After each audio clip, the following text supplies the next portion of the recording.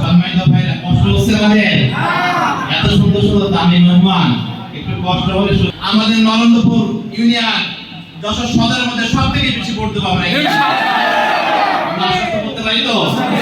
আল্লাহ রাব্বুল আলামিন আমাদের কবুল করেনি এবং সকলের সুস্বাস্থ্য কামনা করছি। যারা এখানে সময় দিয়েছেন, অর্থ যারা সময় দিয়েছেন, প্রত্যেকের জন্য আমরা কৃতজ্ঞতা প্রকাশ করছি এবং আমাদের আজকের যে দুর্গুণতাগুলো আল্লাহ রাব্বুল আলামিন মাফ করে দিন, আমিন।